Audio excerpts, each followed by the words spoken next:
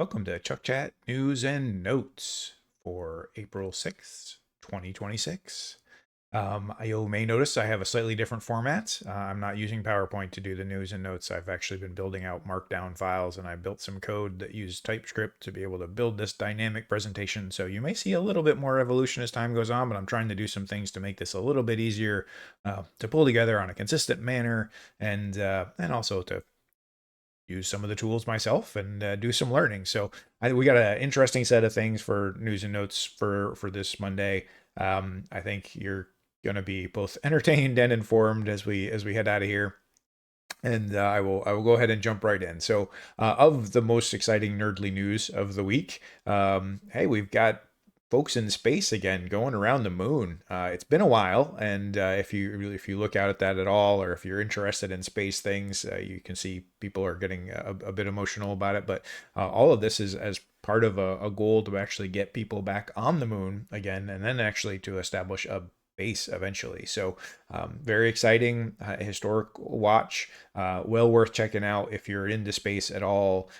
This is something where I think this is a framing of what will the future hold is one of the very common conversations with AI. And well, hey, let's talk about space. Space is something which is going to be cool. It's not just AI that's enabling it, but lots of other innovations, including reusable rockets. Which the cost of being able to go to space and use a rocket, the cost of each individual launch going down and down, like multiple factors down, that may be worthy of its own full brain candy episode.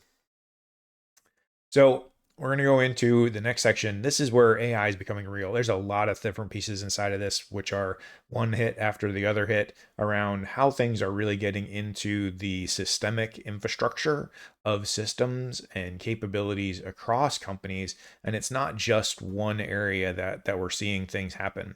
So I'm going to hit on a number of these. I'll go as quickly as I can. So Microsoft added a new capability called Critique, and it uses actually multiple different models, and it uses a engine behind the scenes to be able to do like basically a deep research on steroids. That is its whole goal. So it drafts different pieces. One model does a draft, another one iterates. If you've done your own deep research pieces, this is actually a pretty common thing where people are doing it, where you will take something from OpenAI deep research, and then you'll run one in Perplexity. You do a balance against those two, use Google deep research, maybe bring back to whatever your favorite one is to be able to put fit and polish. This is basically saying, hey, we're just doing the whole thing all at once. So it's going to do a better and better report to be able to get you all of those things right out of the gate.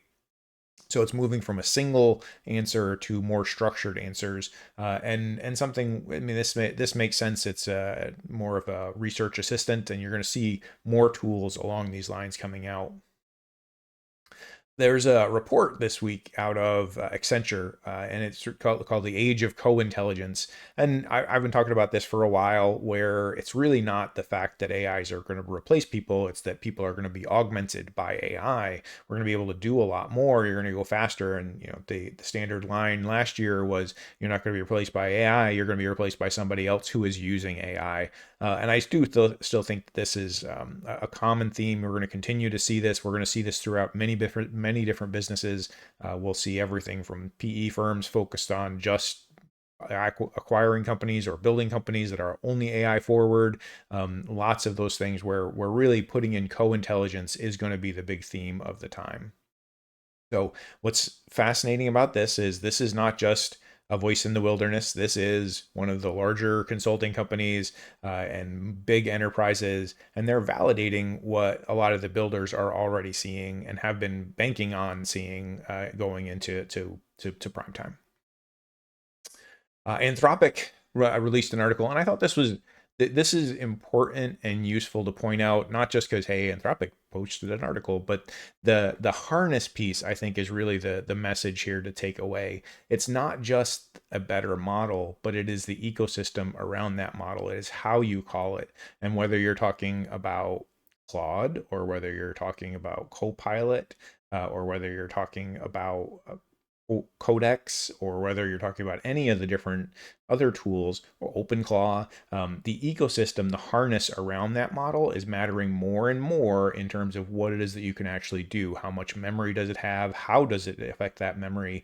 What guardrails are in place? How can you prevent against things like prompt insertion?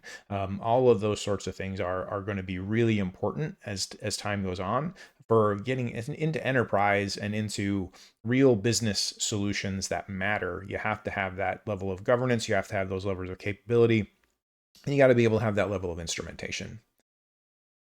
So along that same line, Claude has officially rolled out, and they had talked about this before, so this is not a surprise that it was coming, but essentially they stopped covering third-party agent tools. So you can't use your sign-in version of that. So when you go through the authentication piece and you pass along that base token, you can still use APIs. And as a kind of a gesture of, hey, still we love you still, they actually gave a flat amount for, like, depending upon what your level of subscription was, for you to be able to use within a short period of time, to be able to hit that, and also have offered a discount on being able to buy APIs and tokens.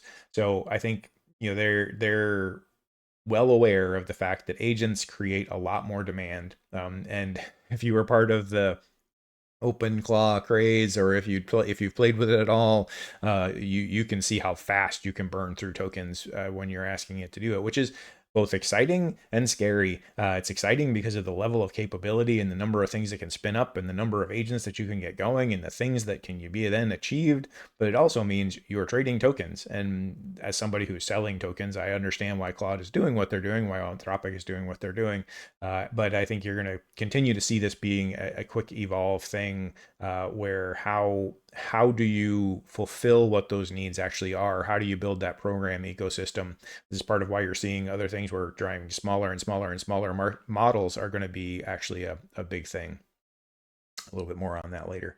Anthropic also confirmed their more powerful Mythos model. I talked about that in the last one. So it's not really a surprise there was a leak, but they basically, what they're saying is it's not going to be a public release, but it is a sign of things to come. Basically, they're teasing it as it's so much more capable. It's so much more able to do things that you couldn't before. There's some private testing going on and private capabilities behind the scenes. I think one of the takeaways here that we should be thinking about, and that all of us should be considering, is the fact that most of these large labs have other models that are actually further along than what the currently generally available ones are. They may not have the ecosystem of controls around them. They may be more raw. They may be far more expensive, but those are the models that they're utilizing to be able to train some of the other different ones. For example, the models that won all the different math competitions last year. They're not publicly available. However, they are ones which are being used by these different labs to be able to help to train a better general purpose model for general purpose use. And I think we're going to continue to see that, where there's going to be some level of holdback. They're going to be released and continuing the perpetual wheel of who has the best models and who gets the best scores on whatever. They'll be chasing one another, but the frontier is moving faster, I think, even than what we see in public. And that's something which, if you're in this and you're looking for this sort of information, that's important to note. Google, speaking of the smaller models and local models and more capable models, Google has released Gemma 4 under the Apache 2.0 license. So there's a couple of different exciting things about this particular release. One, it is actually open source, and with it being Apache, it is much more commercially reasonable to be able to use it, to adapt it, to train it, without some of the other things that came along with it. I think this is a great move for Google in terms of being able to be the model to chase, and one of the more capable ones. If you look at the stack of where different things stand, the OpenAI models, which were very exciting when they first released them, are long since passed. And so this is kind of sets the bar, a new bar for open models. There's a lot of other really good models out there. The China models are really top notch. And in some cases, they're even or a little bit ahead in some of these different things. But having a good, strong, Western-sourced open model counterweight is very important for the overall ecosystem. And so I'm very happy that they've been pushing this forward. And early tests on that, it's really capable, very capable model. I'm very excited to use it, multimodal, and you can run it on home hardware very easily. This one's a weird one. And I know it's sort of a little bit of a sign of things to come, a little bit of other pieces of what are we expecting out of this. But OpenAI is acquiring TBPN, and had it come out on April 1st, and I would have thought maybe it was an April Fool's joke, but it did not. And so they did acquire them, and it's basically, if you're not familiar with TBPN, it's a founder-led, founder-focused podcast, very well attended by many founders, and they of course give equal egg to any of the different models or the different providers or different tech companies based upon what it is that they're doing and what things it is that they screwed up. So this is an interesting play because it sort of helps them to potentially swing that narrative. And while it's very clear that they're still going to have an open voice and journalistic integrity and all the things that go along with that, one cannot help but know what logo is on your paycheck. And so I completely understand that their intention is going to be good, but we'll see. I mean, this is a branch out into a different area. Hopefully they do continue to keep that editorial instinct and keep it and maybe they'll get some other access to others, but we'll also see what the other labs and other folks do as far as access for them if they are OpenAI employees. This one is an interesting one. This is kind of the example in tiny team leverage. It went basically viral. It has been misrepresented in so many different titles. It makes me ill, but basically this Medvi company was a small company. There's a founder. He hired his brother.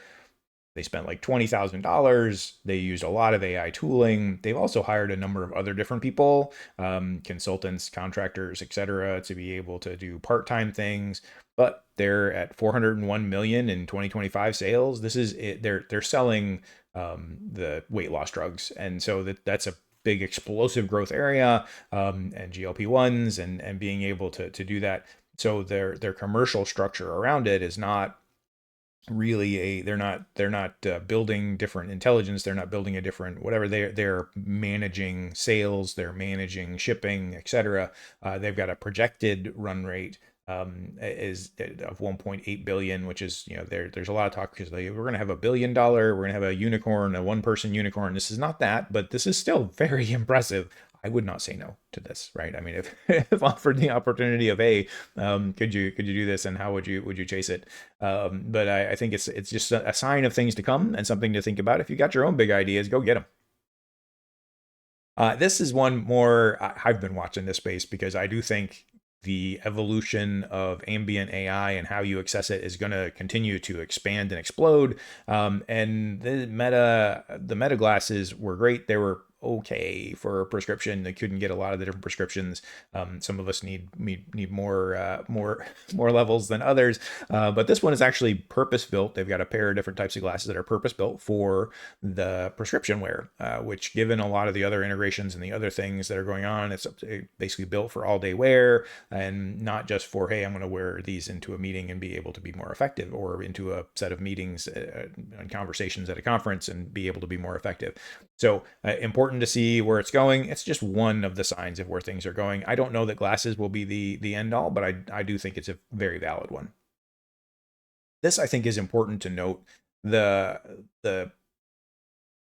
The end is near in terms of AI is taking all of our jobs. Headlines are great. They get all kinds of clicks, but it doesn't really seem to be bearing out. And the jobs rebounded a bit here in the last jobs report. And so the collapse narrative maybe isn't quite as true as what some would have you believe. That doesn't necessarily mean that there's not going to be shift. There's definitely going to be shift. Either it could be that things are happening faster than we think in terms of being able to do transition framing, augmenting first, and then restructuring later.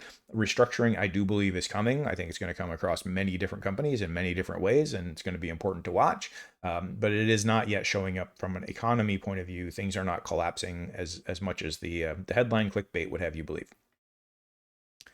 That said, Oracle is laying off like 30,000 people. Now, this one, and I think this is important to point out, you could very easily say, well, this is AI's fault. Well, it's actually that Ellison wants his company to be AWS or Azure. He's pushing after being a big cloud provider, and he does not necessarily want some of the other things that are there. There's lots of different slants on this news. This is another big click headline set of things, but basically what they are doing is they're trying to take payroll dollars. They've been struggling to get all of the loans and other things they need to be able to build out the data centers that they want. And so as a way to be able to do this, they can reduce their run rates. They can then take those dollars and invest them into hardware. So they want to shift the capital. And that's not anything truly negative for them. I mean, that's part of running a business. I do have a slight concern on the Oracle. They bought Cerner, and so there's probably going to be some secondary ramifications on that from both a focus and from a other capabilities point of view. I'm sure there's going to have all sorts of verbal assurances, but we'll see how that actually bears out. This is one worth watching. This is also in the continuing hits of the many things that the government is doing around controlling prices, influencing prices, and where things are going. There's a threat basically to say, okay, 100% tariff unless you cut prices or you do production in the US. Most of the major manufacturers have already signed different deals that help them to avoid these different tariffs or to squeeze them down. This is going to be a lot of the middle market. It's going to be a lot of the lower set ones.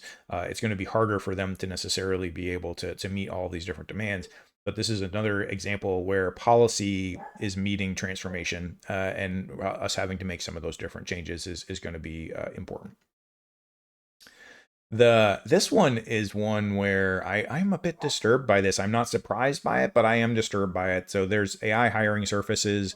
This particular whole set of articles, there's now a rising theme of AI Botox for your resume. People going out and having removing sections of their LinkedIn, removing sections of their resume to show up younger so they can get past the AI filters. And more than one example, numerous different examples of this. It's a bit of an alignment problem, but wearing different business clothes.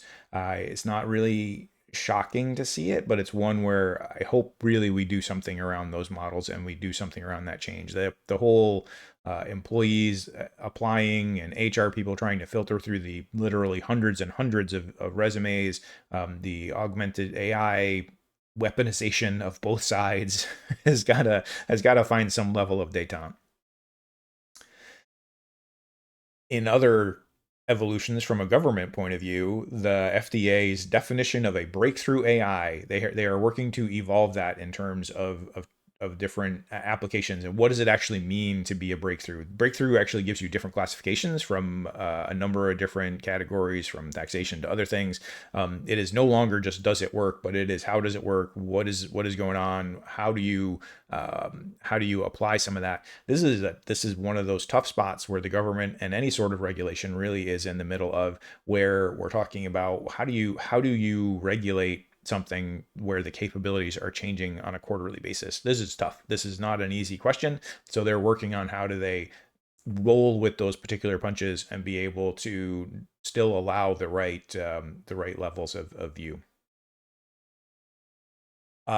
This is an interesting article, set of observations. So around healthcare's bottleneck is trust. It's not just raw capability. And I do think that's true. There's a lot of intelligence in the models already. That doesn't mean that they're always right. It doesn't mean that they can creatively solve different pieces, but the ability to answer a question based upon the stuff that is there is already very solid. But you also do need to have the right ecosystem around it to be able to say, how can I guarantee that this is backed up by science? How can I guarantee that this is backed up by the right calls? And so being able to do that from a regulation point of view, I think there's going to be some levels of things that will come in there to say, how do you do explainability? What does explainability really mean? And then being able to take some of that for the future in healthcare. Really, it's not just, is this a useful tool? It's how do you do it? How do you defend it? Now, that said, some of the ones that are winning right now, they're just going, and they're going as fast as possible. And so these are things where it will sort out over time, but bets are being made and cards are being played. So be careful and be conscious about what it is that you're choosing to do and to bring into your own company. Now, this one is interesting. So, where many of the big companies are working to set up new data centers, they're building data centers left and right, right? That's been a persistent theme for some time now. And so, this is not just that they're setting up data centers, they're also setting gas engines to be able to power all of this compute. So it's not just to affect the local pieces and what power is there in that particular region, but because of the number of regulations that are still in effect and the ability to go fast as they want to be able to go, they're setting these things up as a quick move sort of a thing. And so Texas is becoming a major AI infrastructure area. It's sort of like a development safe zone, if you will, compared to many other different locations. But it is not just hey, is there electricity there? But there's many different ways that these problems are being solved. Now that said, there was another study that came out here, and this was by a shared study between MIT and others, and basically it says that if you have one going into your backyard, you have a data center, and you're worried about water and you're worried about power and you're worried about whatever, but more people want AI and they want the benefits of AI, even those same people who are worried about that. So I mean, this is but it's sort of like a NIMBY. I want the AI, but not in my own backyard. This is not going to be something which is shocking to anybody. I don't think anyone should see these results and go, oh well, we weren't expecting. Harvard and MIT are just making that up. This is, of course, this is what they were going to find. So we're going to have to figure out what do we do here? What's the regulation pieces? How's it's a social issue, not just a political issue. How do you get the right things in the right locations? So China has built out a floating island. This is AI adjacent, but it's really about data and being able to collect data. So it is a semi-submersible research platform. It's basically an island out for them to be able to do observation on ocean, gather data, be able to feed those things across. So it's not just digital that's growing. This is a physical thing to be able to do that. It's not like a floating AI lab or something along those lines, but it is a large scale research platform built out on the ocean, which is, I think, very exciting. Now, some more fun and other things that I found interesting or different holes that I fell into here to wrap the episode up.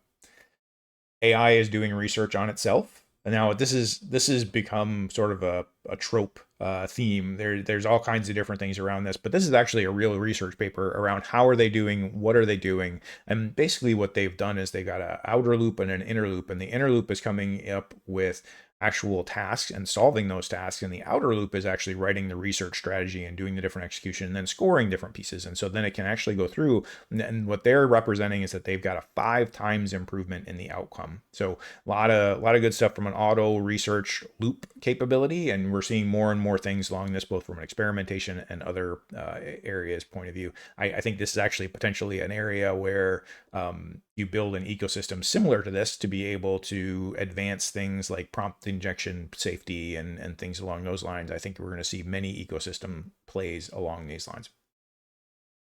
More movement in the AI generation of drugs, and so 2.75 billion by Eli Lilly. This is not an insubstantial thing. I know they move around big money in pharma, but this is still a big thing. And so this shows that AI is generating drug candidates worth buying, worth procuring. It is moving the science and moving the science faster. They wouldn't do this otherwise. That's a lot of money. I don't have that in my back pocket. I don't know about you. So it's great to see it moving from one side of science to the other and then into real world impact. This I thought was fascinating. So basically what they have found here in this particular set of scientific research, they found cells that effectively move through the body that like they behave like trade winds, right? That's the easiest way to be able to describe it, and that's part of how they've described it. But it's being able to understand where those cells move and how they move will allow you to be able to reshape how other cells behave. So this is a really interesting thing because it's one this could affect cancer research. This could affect other cellular treatments. If you can tap into those waves, into those different flows, you can have treatments that will show up in other different areas and help to have emergent better outcomes. Well worth checking out if you're interested. This one I put in purely for myself.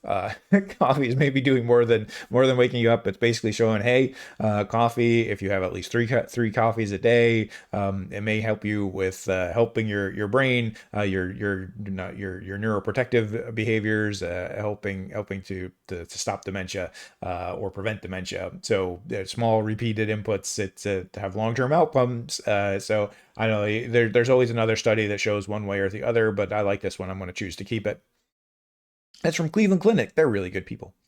All right, the last two are silly and really fun. This one is you can use and this is science, but someone did this research on purpose. This is real science by microwaving and frying your French fries at the same time.